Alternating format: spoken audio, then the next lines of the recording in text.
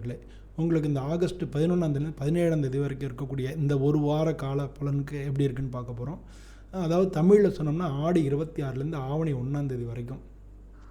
பொதுவாக இப்போது உங்களுக்கு ஜென்ம சனி ஓடிட்டுருக்கு. அந்த சனி வக்ரமாக இருக்குது.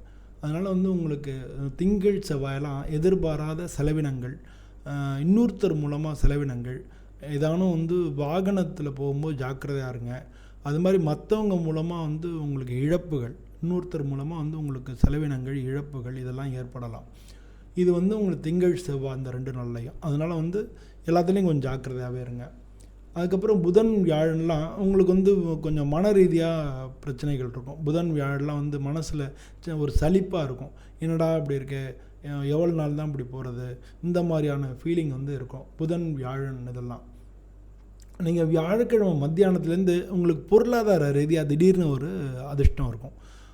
வியாழக்கிழமை மத்தியானத்துக்கு மேலே இது வரைக்கும் எதிர்பார்த்துட்டு இருந்த அந்த பணம் கிடைக்கிறதுக்கு, பொருளாதார ரீதியாக கிடைக்கிறதுக்கு, வியாபாரத்தில் லாபங்கள் கிடைக்கிறதுக்கு, நீங்கள் அலுவலகத்தில் வேலை பார்த்தீங்கன்னா உங்கள் பேச்சுக்கு மரியாதை ஏற்படுறது, உங்கள் கூட வேலை பார்க்குறவங்களோட ஒத்துழைப்பு கிடைக்கிறது, மேலதிகாரிகளோட ஆதரவு கிடைக்கிறது, இப்படின்னு நல்ல பலன்களே ஏற்படும் வியாழக்கிழமை மத்தியானத்துலேருந்து இந்த வாரம் ஃபுல்லாகவே. ஸோ பொதுவாக இந்த வாரத்தில் உங்களுக்கு சந்திராஷ்டமம் எதுவும் இல்லை.